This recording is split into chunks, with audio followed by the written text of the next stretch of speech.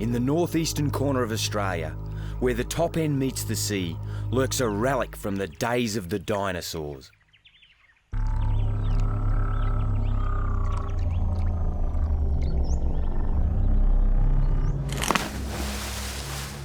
The saltwater crocodile. One of the most fearsome predators on the face of the earth.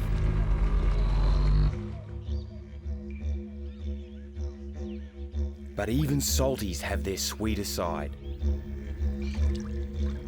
Like most wild animals, they just want to be left alone to feed, breed, and rear their young.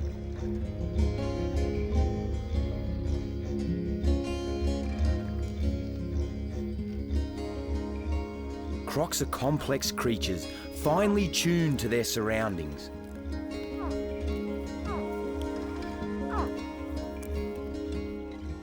But since this grows into this, it's easy to see why their reputation goes before them. Oh, this is an Australian saltwater crocodile, and you've got to be really careful when you're dealing around these huge predators. They've got volatile speed and very, very powerful.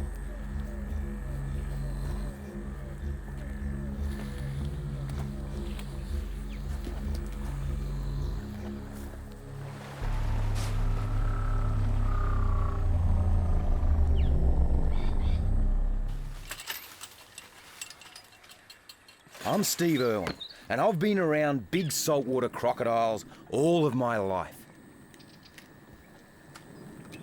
Crocs and people normally give each other a wide berth, but most of the crocs here at my park in Queensland had to be removed from the wild because they crossed the line and became a threat to humans. If we'd left them where they were, they'd have probably ended up being shot.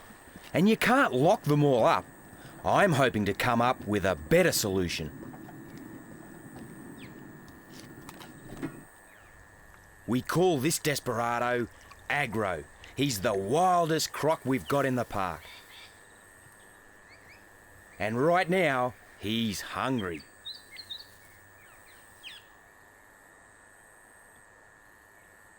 I want to give my crocs as natural life as possible, which means there's wild pig on the menu.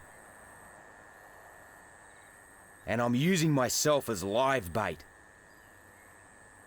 Watch Agro slip into an ambush position.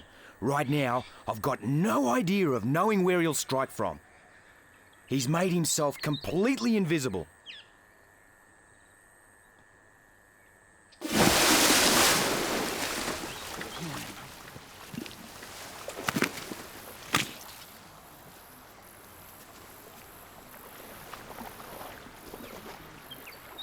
Wow, Agro by name and by nature. He's a real hungry animal. Feral pig, best food source, but he's very territorial. Got to be really careful when you enter into his territory. Got to play by his rules.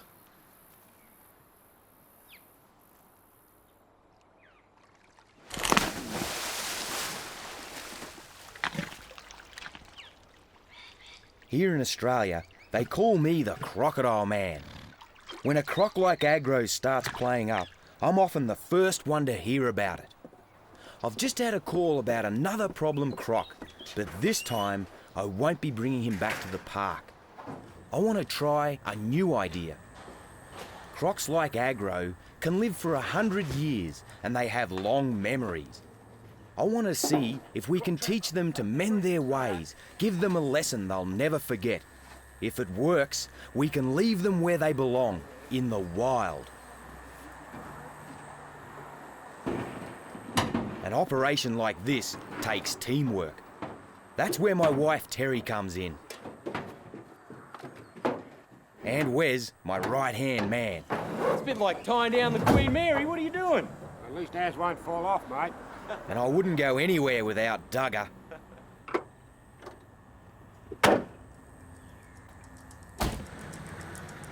We've got a long journey ahead of us to catch up with the latest troublemaker.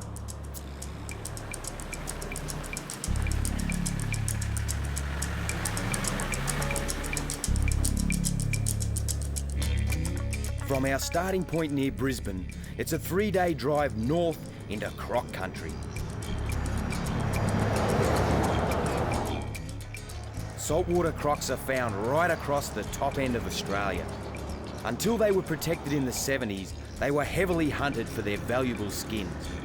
Now populations are recovering, but more and more people are entering crocodile territory, even in the most remote areas, and that means trouble. We're headed for Lakefield National Park, a key area for crocodile conservation.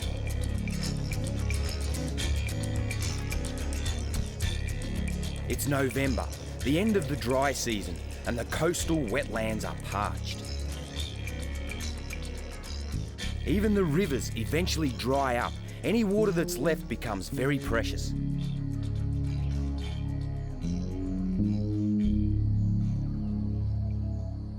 With temperatures over 100 degrees, the best thing to do is while away the day in a shady wallow. Keeping cool is a top priority. Like all reptiles, a croc's body temperature is governed by its surroundings.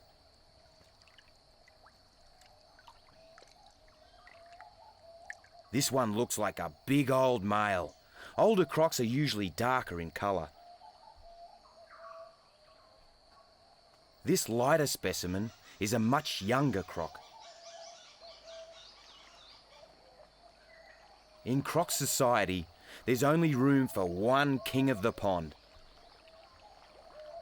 The biggest, strongest male will drive any rivals out of his domain. He's usually the one hassling humans too, but if you take him away, you disrupt the hierarchy of the croc community. Weaker males will fight for his crown and mate with the females, passing on weaker genes. Despite their name, salties aren't confined to tidal regions. They also inhabit freshwater lagoons.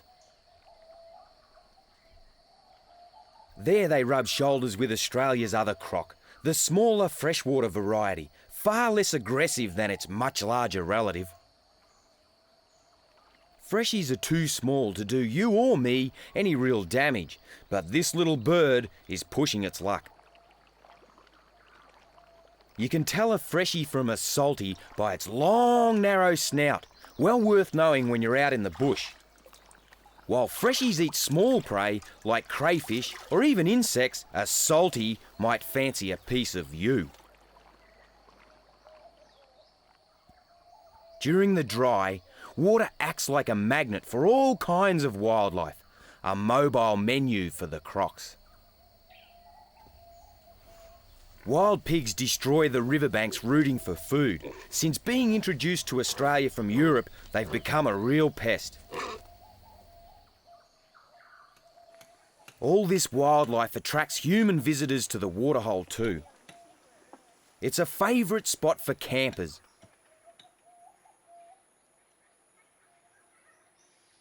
And bird watchers.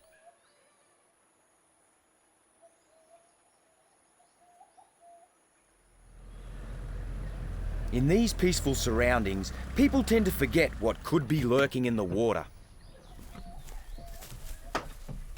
Barry, Lakefield's head ranger, is there to remind them that this is salty territory, and that requires some respect. G'day mate, how's it going? All right. Croc attacks on humans are very rare. One death every 2 or 3 years in Australia, but when they do strike, that's it. It's game over. And a big salty can easily hide in shallow, murky water.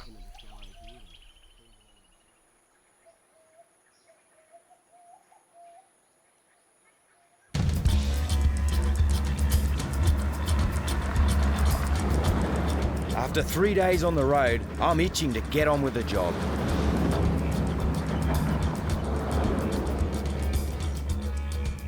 When we arrive at Lakefield, we're met by Barry and his fellow rangers from the national parks who guide us to the trouble spot.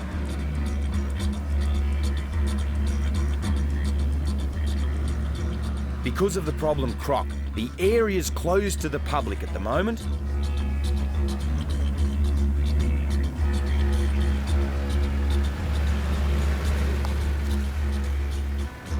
This is our destination, Old Faithful Waterhole. And Barry tells me there's a big male been hanging around the campsite. It's the perfect salty stamping ground. Plenty of shade, and these high banks make great nesting sites. But humans like it too.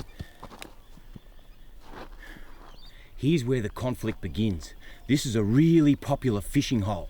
And when the fishermen come back and clean their fish, they leave their scales and offal in and around the water, and that creates a free feed for the crocodiles. These bullet shells are a result of the fishermen getting scared. They see a croc, they think it's stalking them, boom! They take a pot shot at it. I'm here to help humans, but also protect the crocodile.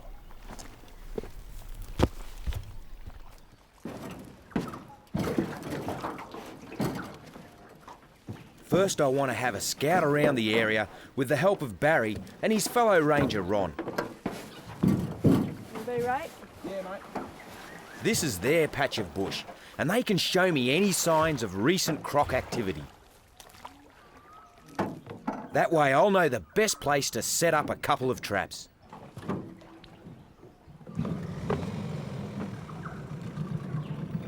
Meanwhile, Terry is going to be pretty busy setting up camp.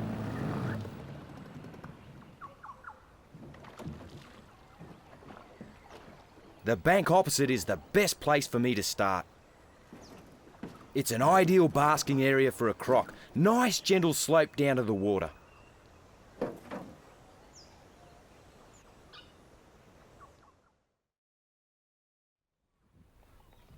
Ron soon spots something.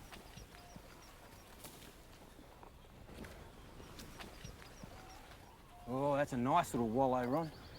Real nice. Be about what do you reckon, about 9 foot female? About that, eh? Yeah, nice slide mark in there. Beautiful, cool location for her. Spends a bit of time there by the look of it. Yeah, too right. A couple of nice footprints here too, Ron. She's gone back into the water. Nice tail mark. When do you reckon she used it last? Not too long ago, last night or this morning even. This morning, yeah. Yeah. I reckon. Well, there's obviously a female around, but it's the big male we're after, and I reckon he's somewhere close by. This is a great crocodile slide, exactly what we're looking for. It's got all the signs that we need. Here's his footprints. As he's headed back down into the water, you can see the distance between his footprints. Gives us an idea of he's over 14 feet in length. His belly's dragged on the ground as he's headed back towards the water. This is a great place to set the trap. He's coming up here to sun himself. Beautiful basking area. He's female just up there. We'll set a trap pretty close by.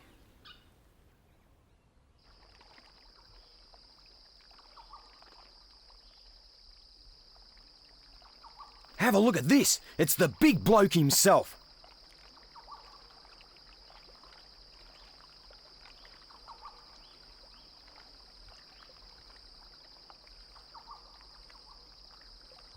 It's the breeding season, and that always causes extra conflict. Maybe that's what got him all steamed up recently.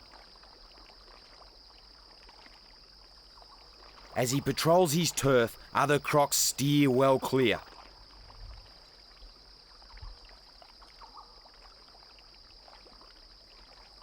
These young females swim quickly away, raising their snouts to show they know who's boss. An older female is more receptive to his advances.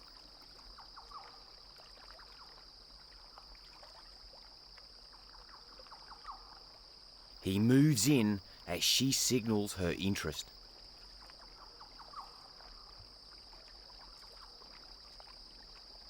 He's a gentle lover.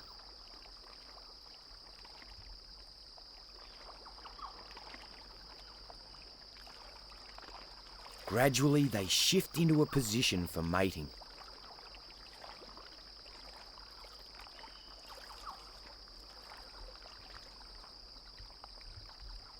Which takes place with the female fully submerged beneath the male.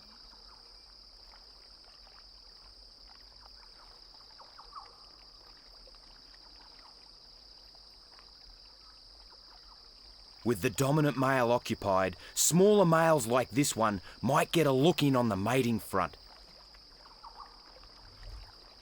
It's an opportunity not to be missed. He quickly pairs off with a young female, resting on a handy mudbank to mate. There's no time to lose. If the big guy spots this invasion of his territory, he'll attack without hesitation.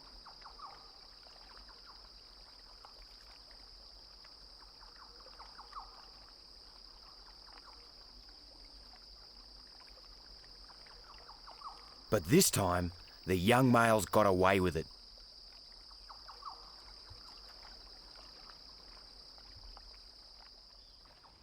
For me and the team, it's time to get to work. This is the ideal location for our crocodile trap site.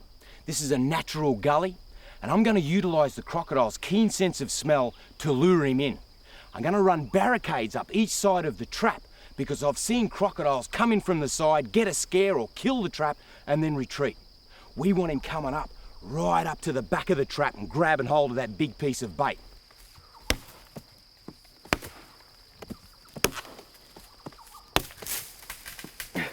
So what I'm doing here is placing these sticks. I don't use steel or star pickets in my trap design because when the croc comes in and he's fighting, you can hit these sticks and he can't hurt himself, whereas if he bumps into steel, he can break his teeth or scar his head, hurt his eye. So these will break and get out of the way. So we'll run a stream of them up here and along the other side to support the trap.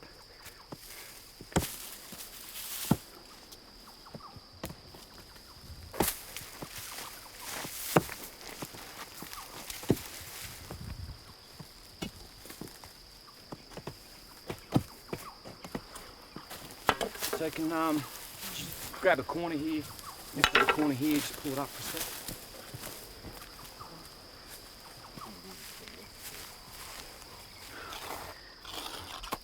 So what we utilise here is breakable hemp string, and that's tied onto the tree, which supports the weight of the trap and holds it into position.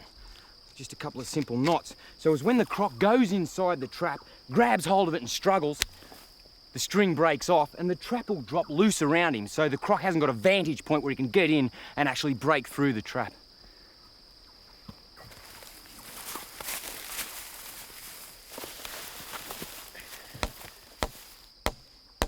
This is the trigger mechanism. It's absolutely crucial. So we have a nail low and a nail high, and that supports a little steel rod which holds the weight bags up. When the croc grabs hold of the baits, that pulls the weight bag, whew, down she goes.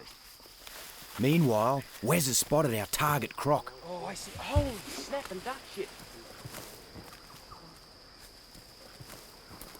Have a look at that. Look at that for a head.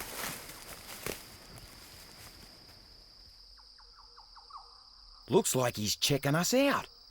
It's probably his curiosity that got him into trouble in the first place. He's a big one, all right, at least a 14-footer. We're up to the final job now, placing the bait. This is a feral pig. Big saltwater crocs find these irresistible. Got to get the big chunk of bait up there and a lead-in bait at the front to lure him in. He's been hanging around. I'm just a little bit nervous. What I'm going to do is split the pig open, let its blood run down, soak into the sand, so it's got that real pig aroma.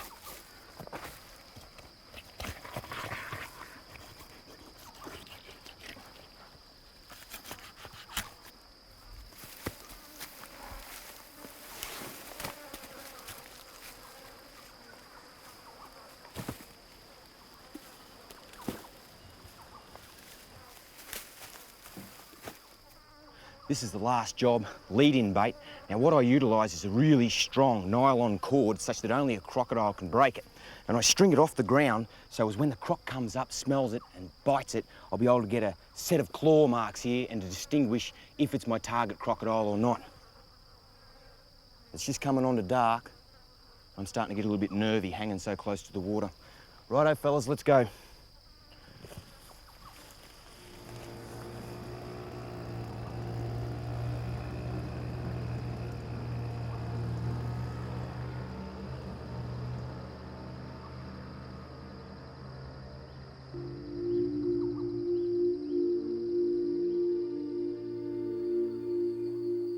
The end of the day is a beautiful time in Lakefield.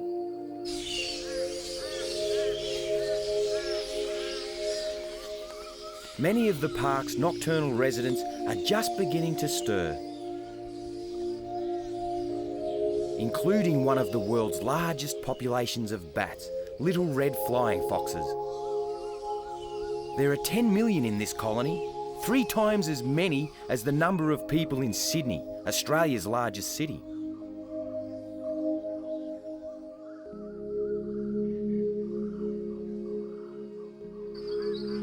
Magpie geese have started gathering too, flying into their favourite wetland breeding sites, but they won't start nesting till the rains begin.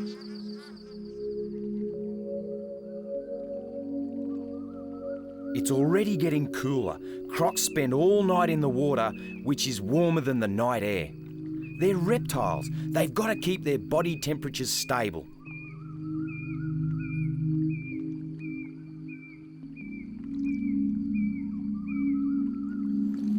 No thanks, mate. We might call it an early one, I think. Yeah. Hey guys. It's been a big day for me and the team. Terry and I decide to have an early night. But as we sleep, others are at their most active. This nesting female must have been one of the first to mate this season.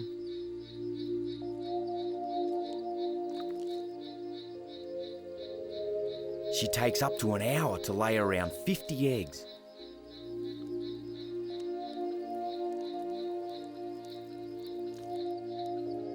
The nest is a mound of dirt, grass and twigs, with a central chamber hollowed out for the eggs.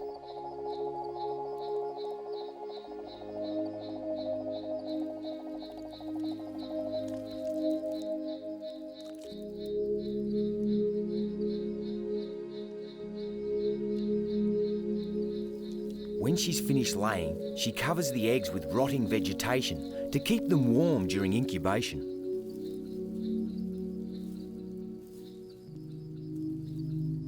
If all goes well, they'll hatch in around 90 days' time.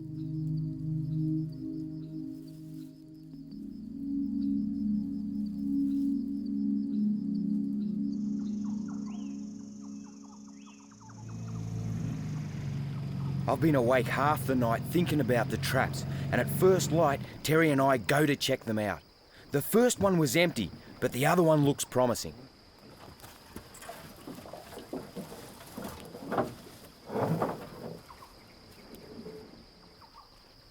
Looks like we've got one, but is it the one we want? Wow, look at that. This is a beautiful little female. She'd only be around 8.5 feet, just maybe a bit more. It's very important that we get her out of the trap and release her straight away so we don't intimidate our big male that we're after. Isn't she gorgeous?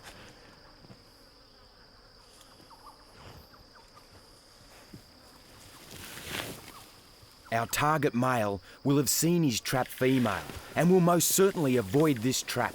It's a good job we set too.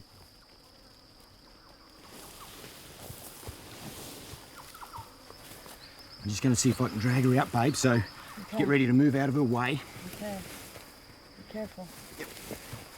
Grab the net over there, babe. I've got her. You're safe. Pull, pull, pull. Pull, pull, pull. Pull. That's it.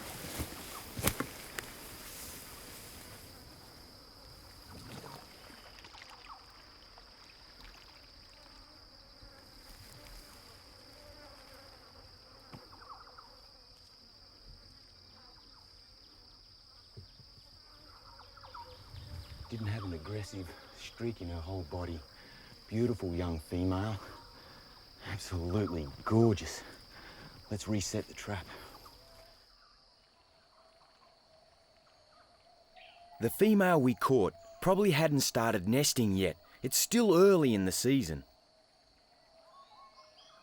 Once a female does lay, she digs herself a wallow and sticks pretty close by to carry out repairs to the nest and protect the eggs from predators. She gapes, keeping herself cool.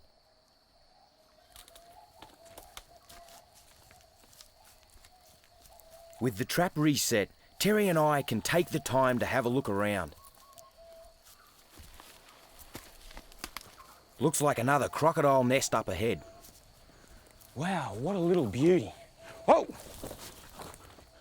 Oh. I should have been a bit more alert.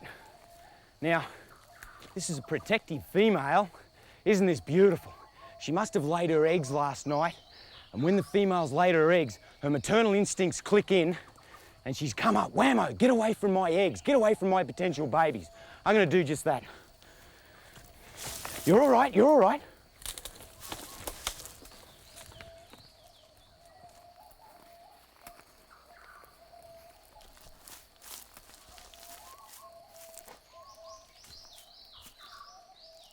She'll probably guard the nest until the eggs are ready to hatch. But it's a long job, and not all mothers are so dedicated. This nest is unattended, and it's caught the eye of a peckish passerby.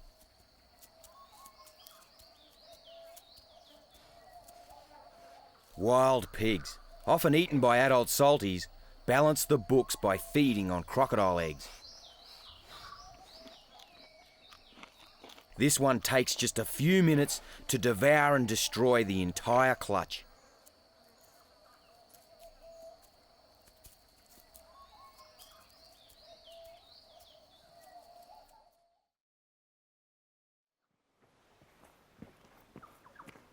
Nobody goes hungry around the waterhole. It's such a rich source of food. These rock pools at the far end are teeming with life. During the dry, these permanent pools are refuge to a myriad of wildlife, including freshies. Have a look at this.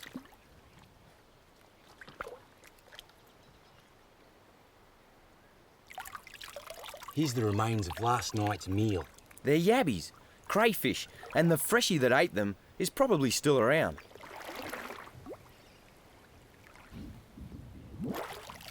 There's one under here.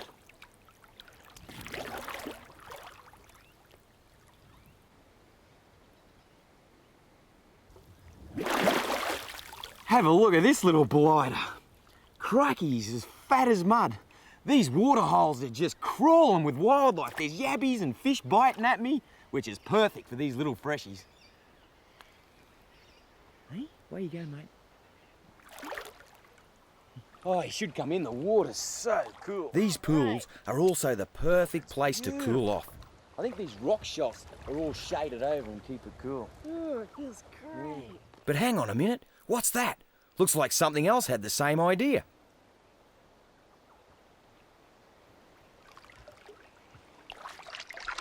It's a sand goanna, another real ancient reptile and another predator of croc eggs.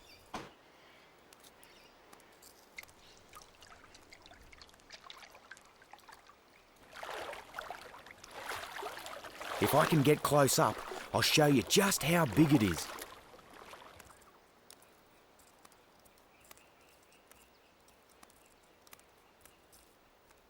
It's about 5 foot long, one of the largest lizards in Australia.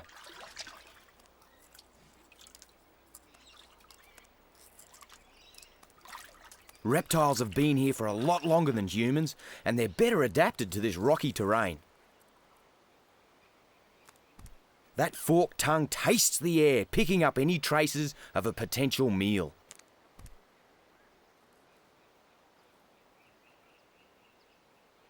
Or a potential problem.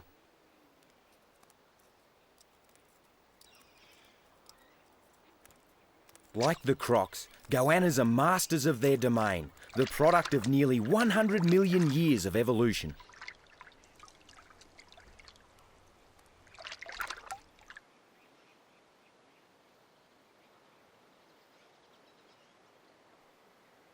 This thirsty wallaby's not sure if the goanna is friend or foe.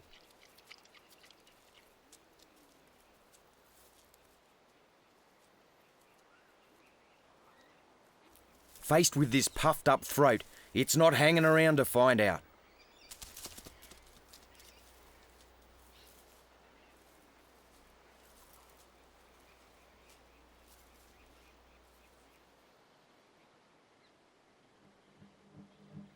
Back at Old Faithful, it's now a waiting game for me and the team.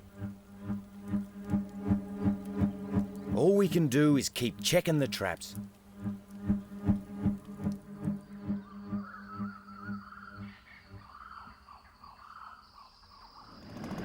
It's dawn again, and me and Terry head for the trap opposite the campsite.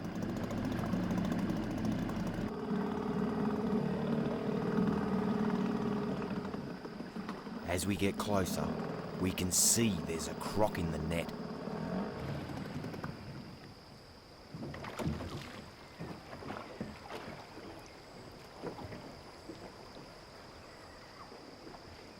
It's him. First job's to get a top jaw rope on. I'll just utilise a stick. That way when he crunches down on it, it'll break and it won't hurt the crocodile. I've got to try and feed it in between his jaws. The top jaw rope's vital for getting control over this huge animal. Nothing, dude.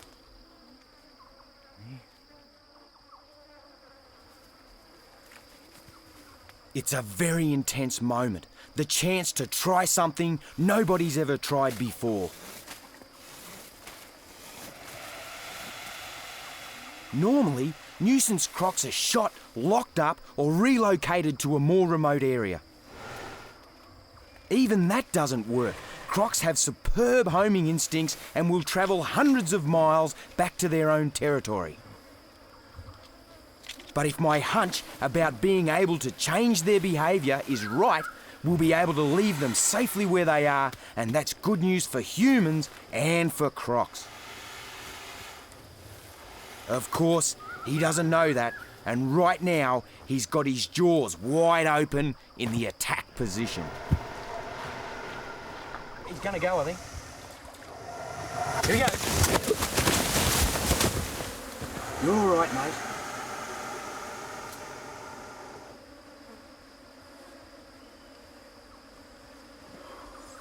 They don't fight often, but when they do, it's explosive power, and that's where this top jaw rope comes in really handy. Here comes me team. Give us a hand to get the barricade off, fellas.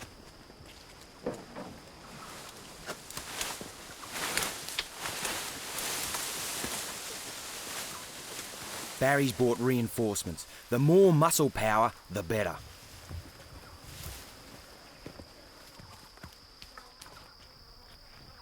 We need to... We just need a moment to be sure what's the best thing to do.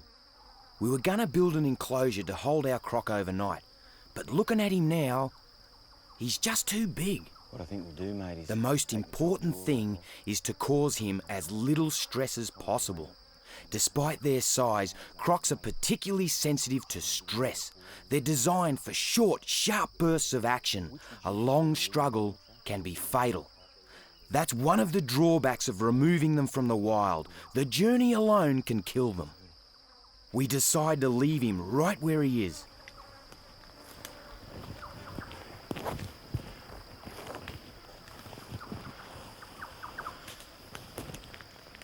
The other thing we don't want to do is sedate him. That's another good way to kill a croc. It puts his system under too much strain. Instead, we want to calm him down as quickly and naturally as possible. Through here, Wes.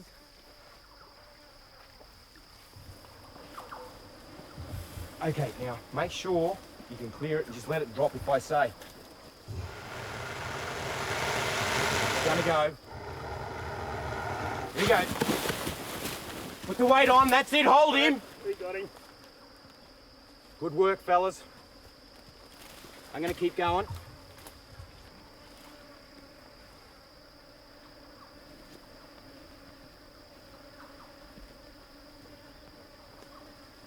That's one flat pig. Okay, I'm happy. Let him down, Doug.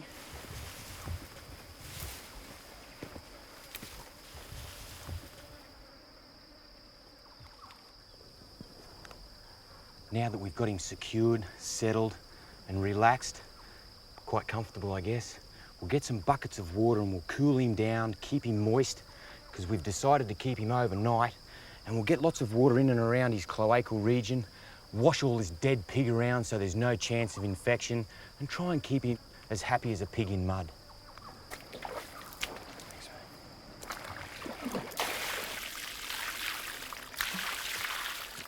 It's vital to keep his skin well watered. It's tough, but it can still dry out and crack.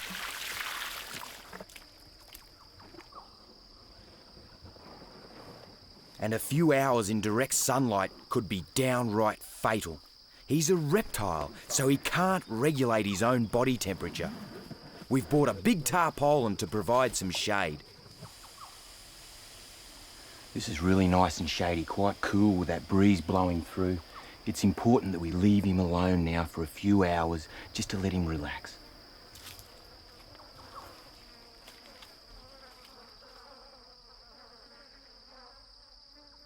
Terry stays behind to keep an eye on him.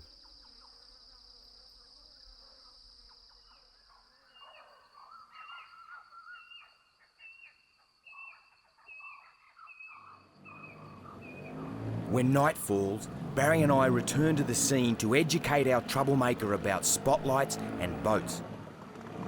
We're hoping to teach him to link fishermen's lights and the sound of outboards with his experience in the trap.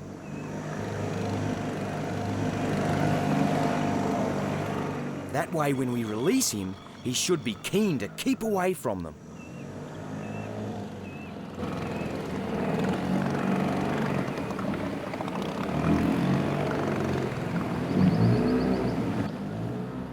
We can't be sure we'll succeed, but it's worth a try. Anything to keep him in the wild.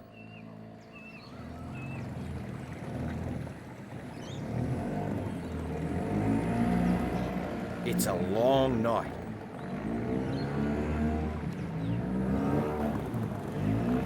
When dawn breaks, Terry takes over from Barry, but I want to see it right through to the end.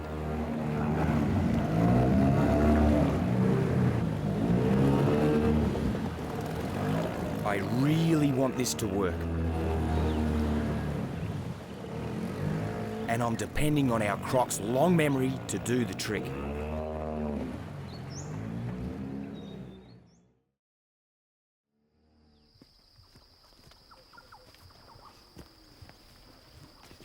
At last, it's time to let him go. And again, it's all hands on deck.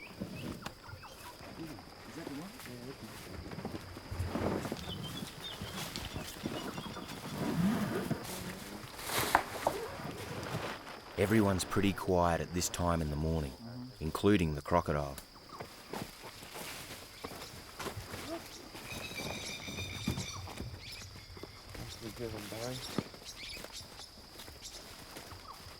Okay, grab the top jaw ropes and the anchor rope. And what we'll do is, in a minute, we'll just drag him towards the water.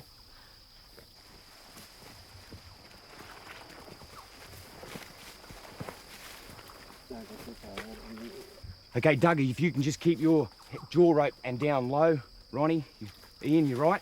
Okay, when I call it, I'm going to go on his head. You're backing me, right? Okay, so I'm going to go in first. Just put a bit of weight on there. The kindest and safest way to control a croc is to get as many people as you can to sit on him. He's a huge, strong animal, and it doesn't do him any harm. It's much better for him than giving him a sedative. You right? Yep. Okay. Okay, let's go into a seated position. Get your legs each side of him.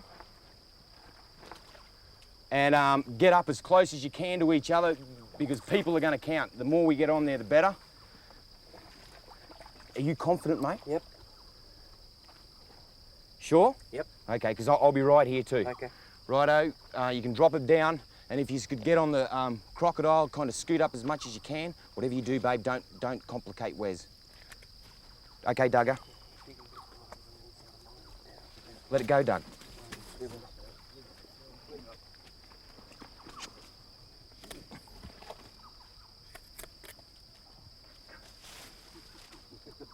From here on in, if he starts to react, we're going to have to ride it out. There's no way he can get off or balk or do anything. It's just we're stuck with it now. This is it. So just hang on.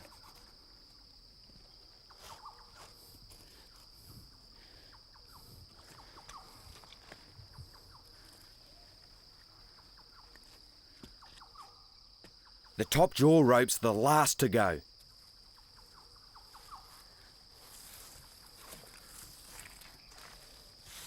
Can you grab that bazza? I want to lift his head up, Wes.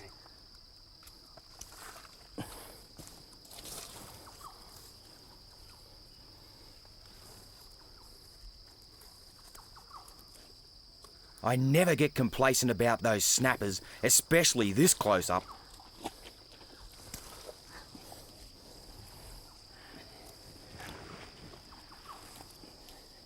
Get off him, Wes, and come round and lift him up. Someone else is going to have to lift the croc.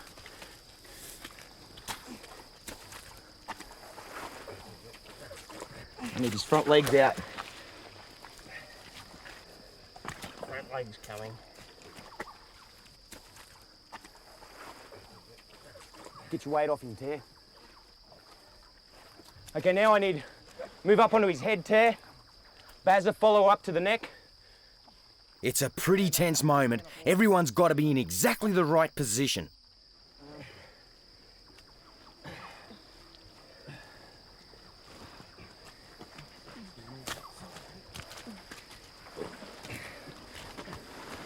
Okay.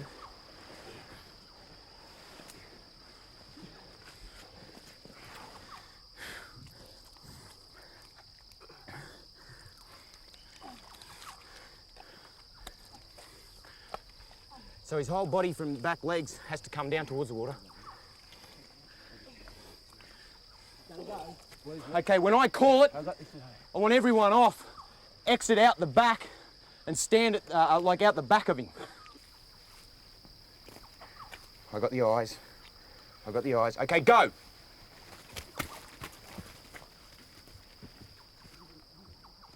Covering his eyes helps keep him calm up until the last second. He's less fearful if he can't see what's going on.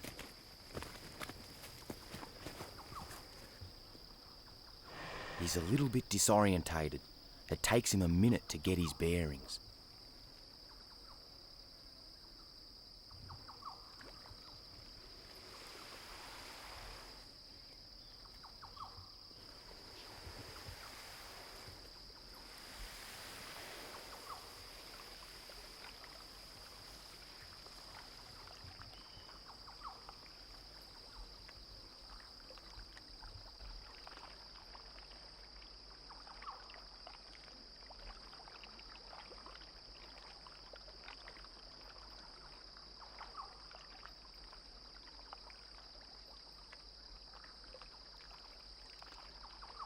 He's a beautiful animal, back where he belongs.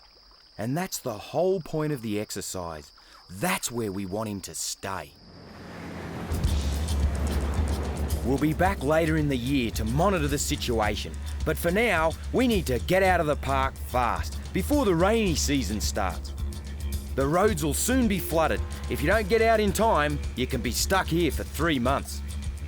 It does happen. Last year, a German couple left it too late, and their hire truck was here all through the wet. Must have cost them a bit more than they bargained for.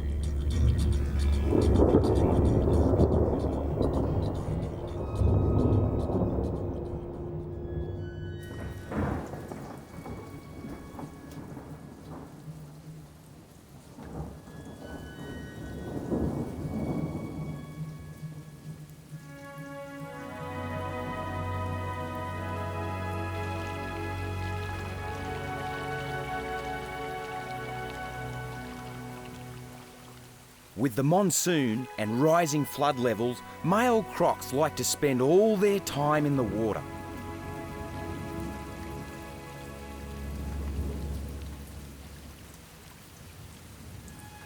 But nesting females must continue to guard their eggs.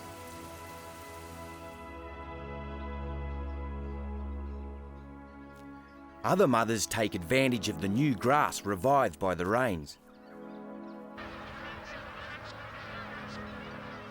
as do the thousands of magpie geese that fly into Lakefield to breed. This thirsty dingo, skin and bone after the harsh conditions of the dry, can look forward to easier pickings to come.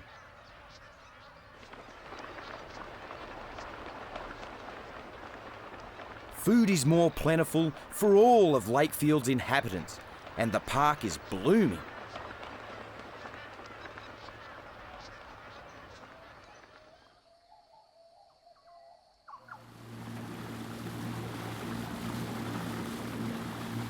Three months after we left, Terry and I returned to Old Faithful to check on our problem croc. The only way to find out if he's learned his lesson is to see how he reacts to our return. We've been here for a couple of days, and so far there's no sign of him, but the waterhole is still flooded. He might be further up or down the river.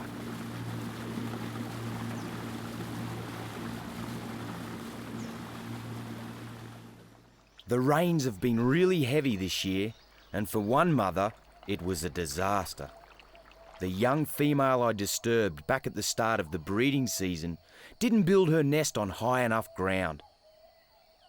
It's waterlogged and the eggs are ruined.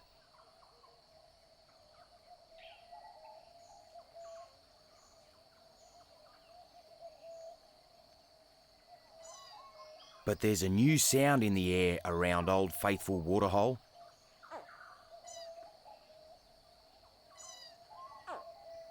The female we saw laying has been successful.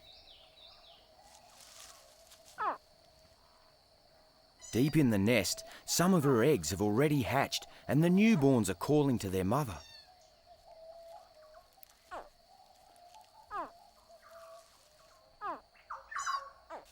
She clears away the top layer of grass and twigs to uncover her young.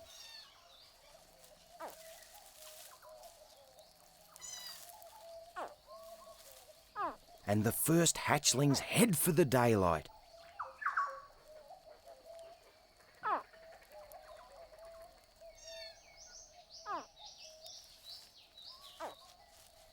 Their mother's mighty jaws become a gentle cradle.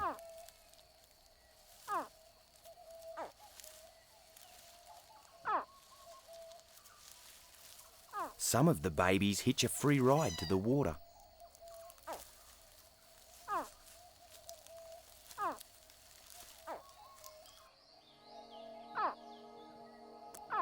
Meanwhile, the rest of the brood hear the squeaking and begin to emerge.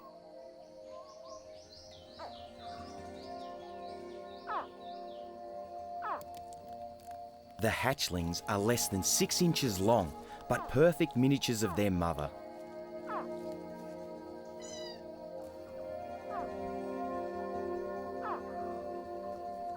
They're quite capable of making their own way. At this age, their legs are strong enough to easily lift their bodies high off the ground.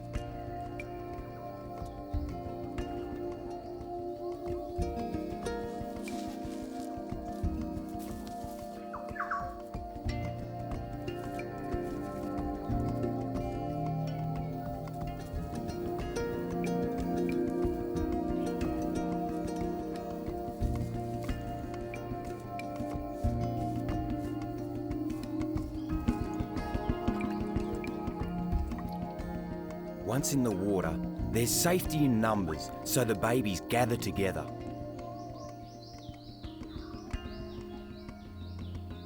And for the first few weeks, their mother stays close by. But the hatchlings have many enemies: fish, birds, not to mention other crocodiles. They'll be lucky if even one out of this 50 survives.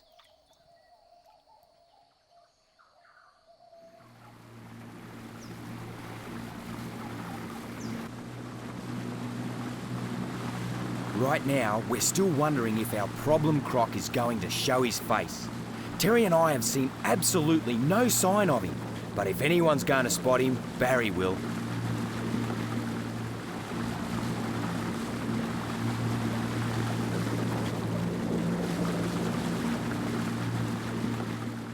This is Big Croc headquarters, but he still doesn't seem to be at home. Then, suddenly, the moment of truth. There he is.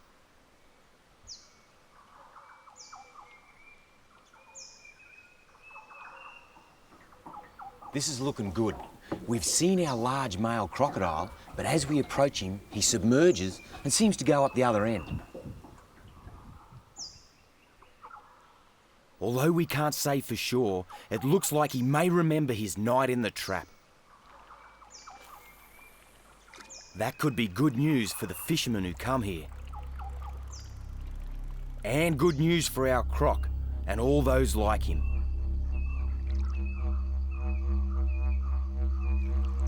As human populations expand in Australia, we've got to learn to allow these super predators their space.